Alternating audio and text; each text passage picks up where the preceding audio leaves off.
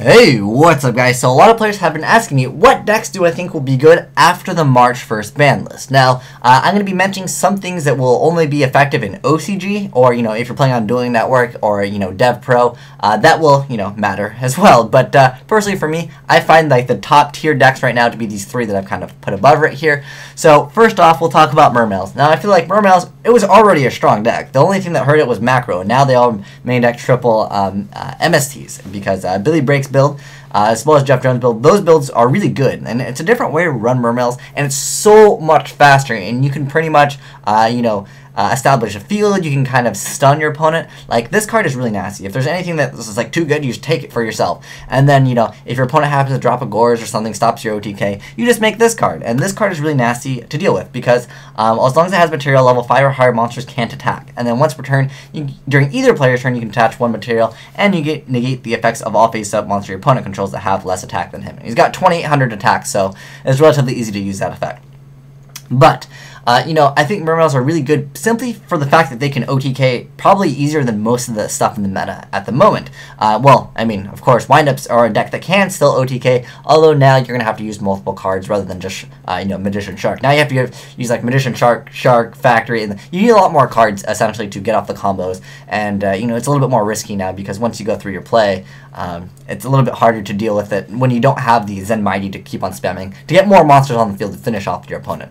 But anyways, mermails, very strong deck. There's going to be more support that comes out for it, and it's a very good deck. And in the right player's hand, they can know what to make versus certain decks. Like this card is just good against pretty much everything. And if, like I said, if there's anything too good, they just take it for themselves. And like I said, they can OTK a lot faster than pretty much any of the decks in the meta. Next up, I feel like Macro Rabbit is still a very strong choice, simply because Macro Cosmos destroys the meta, and simply for the fact of, Guaiba getting, over some stuff. Like, if you can Guaiba and then, like, go into, like, a Dolka versus some decks, you win. Like, Logia is already, like, supreme advantage over the field. And it's just a really simple deck to play, and it's relatively cheap. And that will cause more players to run it. More players that run it causes more players to top with the deck. When there's more players that top with the deck, causes more people to want to play a deck that tops. And that's why I think Macro Rabbit will be viable for a while. Also, like, the whole, like, Ophion, the whole, like, Evil Swarms, that deck will probably be popular, but it's not out yet, so we have to kind of wait. But I know in OCG it is a very popular deck because Ophion says you can't summon this and you can't summon this, which is, another thing that card kind of stops. But next up, the whole Fire King, Fire Fist. Now, the thing is, as far as Fire Kings, you can't really make, like, a budget Fire King deck that's, like, really good, because I feel like to make the Fire King deck good, you have to splash in the Fire Fists. That's just my take on it. I think Fire Kings will be a little bit better once they get some of the other cards. Like, for example, Fire King Yaksha will be good, and as well as the Enthusiastic Beastman Wolfberg. Like, these will be a great addition to the deck if you want to make maybe a budget deck, depending on the rarities of, if these come out secret rare, then yeah, forget it. If you want to make like a budget deck at the moment, yeah, you can definitely try to pick up 3 destructure decks, but realistically, the deck just kind of becomes a Garunix gimmick deck, kind of like how when Dark Worlds play, it's basically just Grapha, and you get rid of 3 Graphas, you Bottomless, you Crow, and D-Prison, and like the deck kind of falls apart relatively quick. But Dark Worlds have Drag Down, and Dark Worlds don't have anything hit, and Dark Worlds still are a very viable deck. But as far as like Fire King, Fire Fist, certain matchups against any like anti-meta, like, well, not that there's many players playing anti-meta that are like topping consistently, but this deck it deals with a lot of stuff like relatively fast. Originally, a lot of players thought that mermails were going to flop because of this deck, and because this card was 2,700, the only way to really get around it was perhaps like go into like Diva and go for Catastor, and then that would be destroying it by a card effect. Anyways, then it would come up and blow up the field. But the thing is, mermails really don't care because by the time they like blow it up, and this card would come back, they're gonna win that turn anyways. So that's my thoughts on the whole like Fire King deck. The Fire King, Fire Fist, like, you can't OTK in that deck. You can get about 6,000 damage in, like, even if you go for like Onslaught and then you go like Rabbit, like, cause if you want to play the Fire King build, like, I've seen so many builds, but I don't feel like the deck really has that like OTK potential that mermails do. Mermails can OTK, they can sit there with their Lindays and just stall forever, and there's Abyss figures. I really feel like mermails probably the best deck. And keep in mind, that's just my opinion. If I want to know what you guys have to say as far as like what deck do you think is the best? Because I personally find these like the top 3 at the moment. But mermails, I just feel like they kind of have that edge because Dino Rabbit doesn't really OTK. You know, like they can't really OTK you. They can like second turn game you if they have Tour Guide. Like they already have Rabbit Bash. Like they go first turn Logia, then they have Tour Guide. Yeah, they can kind of finish off the game. But if they open up that good anyways, that's just unfortunate for you. But you know there are also like a lot of other great decks that I want to talk about. Like I find Spellbooks to be a really good archetype as long as you know we have that. Spellbook Judgment Day. They changed the name. But anyways, as long as, you know, this card comes out, or if you just want to play it online, you know, I still think Spellbooks are a very good choice, especially when you go for a first turn, you know, play with Divine Judgment. The only problem I have with this is the mermail matchup. Mermails usually can OTK really easy, and Spellbooks kind of fall short because they don't usually play Gores because of that field spell, and majority of the time at the end phase, they'll have like a Spellbook Magician, you know, they summoned it so it's in face-up attack position, only with 500 attack. They can have all the High Priestesses in their hand, they can have all the cards to summon all the, like, you know, big monsters next turn, but if they don't have Spellbook of Fate set, you can usually just OTK them when you're playing Mermails. And Mermails now usually play triple MST because Billy Brake, Jeff Jones, they topped, you know, the mono Mermail build, which is the faster build of Mermails, and I think it's a fantastic deck. But you know, that build can definitely like OTK. Like you have a 500 attacker, no problem. I'm just gonna game you. And if anything goes wrong, you know, because I've seen some Spellbook players play Trag because they don't like to get OTK'd. Abyss Gaios is there. Like if anything goes wrong, you just make Abyss Gaios.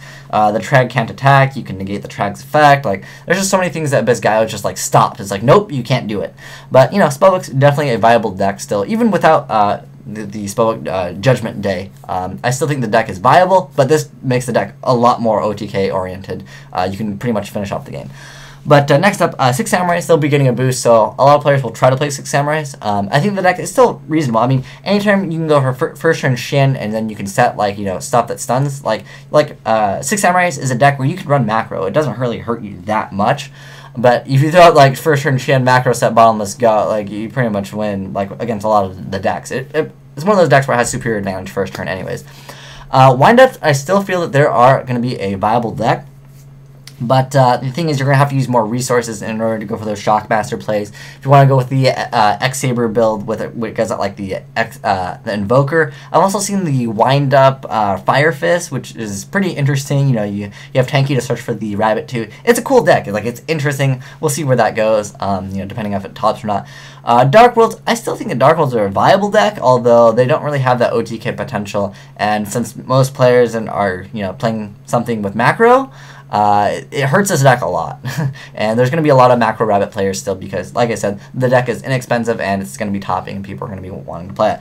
But, you know, nothing was hit in Dark World, and Drag Down is still a card, and it's a pretty good card. That's just the Mermail card I kind of wanted to talk about. But, you know, this card is still pretty nasty to make against, you know, a lot of decks because it's 2700. It's just good for attack. Even crashing with this, even though this card gets an effect when it's destroyed by battle, because it shouldn't. It doesn't need that many effects. But you know, at least it won't have the whole popping effect. But it just allows you still to, you know, just kind of OTK them. But agents, I still find agents to be good. I really like agents. Although, you know, agents can technically OTK. You just have to have like a lot of cards in your hand. But, you know, you still throw down Christie against some decks and you just win. And, you know, half the meta likes to special summon. Pretty much, I'd say it's about 75% of the games. If you can successfully drop off a Christia and they don't have anything to get rid of Christia, you know, like, you know, when summoned, they usually end up losing. It's just how the game goes. You know, unless they have, like, D-Prison, you know, and stuff like that. Like, Mermails, like, if you drop a Christia, it's like, whoa, Dark Hole or nothing, unless they're playing like the Undyne build and they send like heavy infantry and pop it. But realistically, most players are just playing one because they're using Billy Brake's build. But yeah, I feel like Agent's still a pretty decent deck. I mean, nothing was touched in the deck. I mean, maybe Sangan, like if you want to argue. But, you know, pretty much every deck kind of slightly took a hit from losing Sangan, except for Mermails. Mermails didn't take anything, and then Fire Fist, Fire Kings, they didn't really need Sangan anyways. But, you know, Sangan was a huge card for Macro Rabbit, because searching out Rescue Rabbit was definitely key in the deck. So, Personally, I find these 3 decks, like I mentioned before, to be kind of like the tier 1. These other decks you can consider tier 1.5, 2, whatever you want to organize them. But pretty much for me, I honestly feel like mermails are probably the strongest deck at the moment. But I would love to know what decks you guys think are kind of be the tier 1 decks of the next couple months, because I like to see what other players think as far as what decks are good. And there's going to be more things coming out for mermails, so I honestly find mermails to probably be the tier 1 deck, definitely. And we already know that it's topped already. Nothing was touched, and it has options. It has that toolbox with Diva, so the deck is definitely, in my opinion, tier 1. But yeah, let me know in the comment section below what deck you think is tier 1, maybe tier 2, tier 3, because I kind of listed tier 1 for me right here, up here, and then tier 2 down here. I don't like to call it tier 1.5. I just like tier 1, 2, 3, 4. It just makes it easier. But yeah, pretty much all of these I consider, tier 2. But gotta watch out for the mermails. I would say definitely it's the most played deck.